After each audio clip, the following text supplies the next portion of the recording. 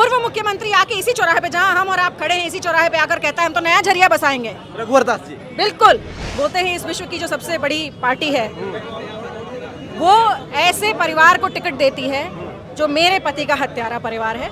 आज अधिकारी डरेंगे नहीं, मैं घर में बैठी हूँ तो अधिकारी मुझसे डरेंगे और मैं काम निकाल पाऊंगी किसी का? दूसरे का काम नहीं कर सकता। कमजोर दिखाकर आप दूसरे को बेवकूफ बना सकते हैं, मैं मजबूत हूँ। और वो सारा का सारा पानी जो है ये लोग झरिया के बाहर धनबाद भेज देते हैं। झरिया वासियों को पानी की जरूरत नहीं, बिजली काट देंगे। पानी, एक दंगा नहीं हुआ झरिया में विगत 5 सालों में, वरना हमेशा इनकी राजनीति यही थी कि ये दंगा कराएंगे। सबसे बड़ी उपलब्धि हमारी हुई कि हमारा जो है आरएसपी कॉलेज हमको वापस आ गया। कि झरिया को बीसीसीएल खाली कराना चाहती है, यहाँ पे जो आउटसोर्सिंग कंपनियां वो खाली कराना चाहती हैं, यहाँ पर जो धाएं करने वाले लोग हैं उसको वो खाली कराना चाहते हैं। तो आप भी खाली कराना चाहती है कि झरिया को सुंदर रूप देना चाहती है? अभी हम लोग झरिया विधानसभा में हैं और हमारे साथ कांग्रेस की विधायक पूर्णिमा नीरज सिंह मैडम है। कांग्रेस पार्टी ने फिर से इन पर भरोसा जताया है। मैडम, सबसे पहले आपको ढेरों बधाइयाँ। बहुत बहुत धन्यवाद। फिर से कांग्रेस पार्टी ने यहाँ पर भरोसा जताया है, इस पर क्या कहना चाहिएगा? धन्यवाद देना चाहूँगी शीर्ष नेतृत्व को कि फिर से भरोसा जताया, और ये भरोसा मेरा नहीं है, ये भरोसा झरिया को उस उम्मीद का है जो विगत 5 वर्षों में झरिया को मिली है कि झरिया को कोई बचाने वाला है, झरिया को कोई बनाने वाला है, झरिया को कोई पुनर्निर्माण करने वाला है। वरना वो उम्मीद तो यहाँ के लोगों ने खो दी थी। तो ये जो है उस उम्मीद को ये टिकट मिला है। टिकट मिला आपको। नामांकन कब है आपका? नामांकन मेरा 24 तारीख को होगा। तो टिकट मिलने की खुशी में जो है आज पूरा झरिया एकदम खुशी से झूम रहा है मैडम। जी, सब लोग बहुत ही खुश हैं। मैंने बोला ना कि ये उस उम्मीद को ये टिकट मिला है और ये उम्मीद में लोगों को नाउम्मीद नहीं होने दूंगी। मैडम, एक सबसे बड़ा सवाल ये है कि हम लोग जहाँ झरिया में ग्राउंड रिपोर्टिंग कर रहे हैं तो लोग कह रहे हैं कि पानी की समस्या थी, मैडम ने उसको दूर करने का प्रयास किया है। और एक सवाल बार बार उठ के आ रहा है कि 2009 में से जामा डोबा में एक जल के लिए कुछ निर्माण हुआ था, लेकिन उसका पानी धनबाद जा रहा था, इस प्रकार की बातें कर रहे हैं। हाँ, ये देखिए, ये बड़ी विचित्र सी बात है कि पूर्व के जनप्रतिनिधियों ने ऐसा लूटा यहाँ को।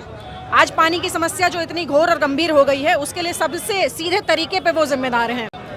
2009 में यहाँ एक जल संयंत्र बनता है, उस जल संयंत्र का सारा पानी 2009 से लेकर 2013 में उसका काम जो है समाप्त होता है और वो सारा का सारा पानी जो है ये लोग झरिया के बाहर धनबाद भेज देते हैं। झरिया वासियों को पानी की जरूरत नहीं, बिजली काट देंगे, पानी देंगे नहीं।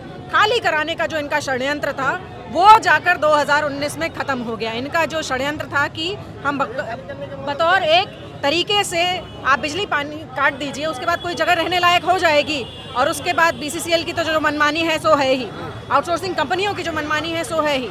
तो एक बिल्कुल करबद्ध तरीके से जो है ये प्रयास कर रहे थे कि किस तरीके से झरिया को खाली किया जाए। लेकिन 2019 में जब लोगों ने मुझे चुना, ये विश्वास दिलाया कि जो भी समस्या होगी, क्योंकि विरासत में जो उन्होंने दिया है वो बिल्कुल जर्जर हालत में, आपने देखा होगा कि कॉलेज छीन लिया, यहाँ का पानी छीन लिया, यहाँ की बिजली कुछ नहीं, जर्जर बिजली की व्यवस्था इतनी जर्जर थी। आज ये है कि इस सरकार ने 9,841 परिवारों का बिजली बिल माफ़ी ही नहीं किया, 200 यूनिट तक बिजली बिल मुफ्त भी कर दिया। साथ में ऐसे अनगिनत जगह हैं जहाँ पर ट्रांसफार्मर आज 2 से 3 जो है घंटों में चेंज हो जाता है। आज हमारे पास 2-2 ट्रॉली ट्रांसफार्मर हैं। ये जो व्यवस्था, एक वैकल्पिक व्यवस्था हमने झरिया को दी, उससे लोगों में जो है ये जो खुशी आपको दिख रही है उसकी कि ये विश्वास है मुझ पर कि कोई ना कोई रास्ता हमेशा किसी न किसी परेशानी का जरूर निकलेगा। एक सबसे बड़ा बात यह है कि हम लोग जब क्योंकि जो हम फील्ड में देख रहे हैं वही बात मैं आपसे कर रहा हूँ मैम, कि लोग कह रहे हैं कि झरिया को बीसीसीएल खाली कराना चाहती है, यहाँ पे जो आउटसोर्सिंग कंपनियां वो खाली कराना चाहती हैं, यहाँ पर जो धाएं करने वाले लोग हैं उसको वो खाली कराना चाहते हैं। तो आप भी खाली कराना चाहती है कि झरिया को सुंदर रूप देना चाहती है? आपको ये लोगों से पूछना चाहिए कि जब से 2019 से किसी की हिम्मत नहीं हुई कि एक ईंट भी झरिया की जो है लेकर जा सके कहीं पर, किसी के साथ जोर जबरदस्ती करके किसी का घर खाली करवा सके, ऐसा ना हुआ है और जब तक रहेंगे तब तक होने नहीं देंगे।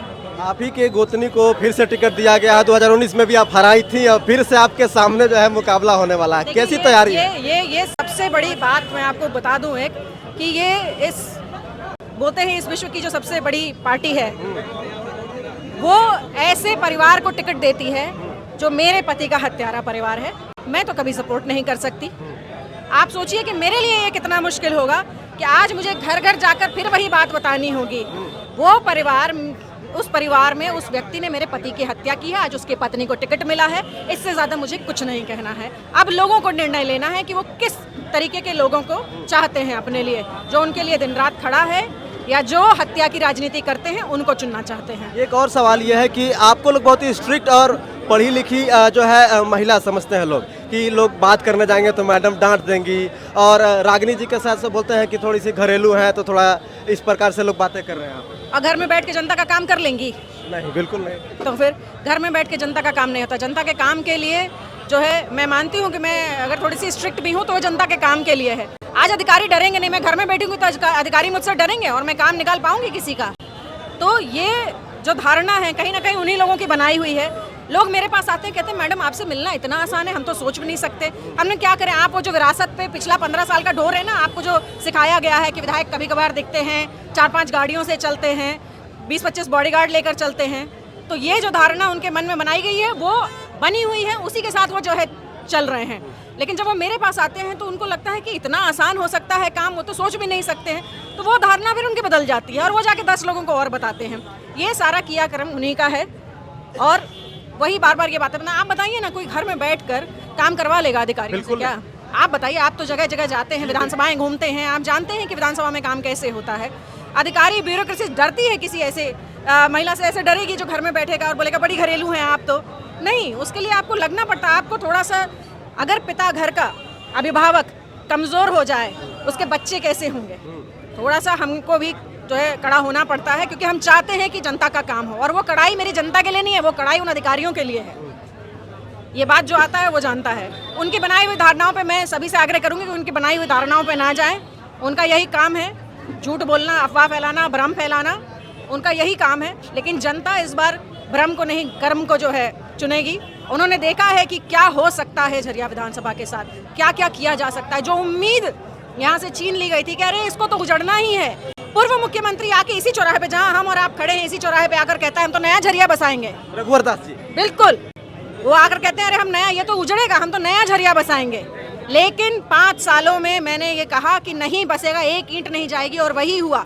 आज सबसे बड़ी उपलब्धि हमारी हुई कि हमारा जो है आरएसपी कॉलेज हमको वापस आ गया। यही राजा तालाब जो यहाँ था, ये एक बहुत बड़ा राजनीति का शिकार हुआ करता था और नाला बन गया था वो। आज वहाँ पर लोग शाम को घूमने जाते हैं, इतना सुंदर उसको बना दिया गया है। झरिया बलियापुर सड़क मौत की सड़क बन चुकी थी, ये NH मौत की सड़क बन चुकी थी। आज विगत इतने सालों से कोई एक्सीडेंट नहीं हुआ यहाँ पर, जब से ये बनकर तैयार हुआ है। तो मेरा काम ये सुनिश्चित करना है कि झरिया के लोग सुरक्षित रहें। एक दंगा नहीं हुआ झरिया में विगत 5 सालों में, वरना हमेशा इनकी राजनीति यही थी कि ये दंगा कराएंगे, फसाद कराएंगे, उसके बाद किसी ना किसी घर के मासूम बच्चे को फंसाएंगे और अपनी राजनीति करेंगे और अपनी राजनीति चमकाएंगे, और वो मैंने होने नहीं दिया है। मैं ये कहती हूँ सबसे कि मैं कमज़ोर नहीं हूँ, मैं कमज़ोर नहीं दिखूंगी। मैं, आपको लग सकता है कि एक अधिकारी की तरह हूँ, मैं कमज़ोर नहीं हूँ। और एक मजबूत व्यक्ति ही किसी का काम कर सकता है, घर में बैठकर, आंसू बहाकर, सर पे पल्लू रखकर। ऐसा मैं ये नहीं कहती कि आप जो है ये दिखाइए, कमज़ोर दिखाकर आप दूसरे का काम नहीं कर सकते, कमज़ोर दिखाकर आप दूसरे को बेवकूफ़ बना सकते हैं। मैं मजबूत हूँ, मैंने सशक्त नेतृत्व दिया है झरिया को, और मैं आगे भी दूंगी, और हर काम के लिए मैं लड़ूंगी।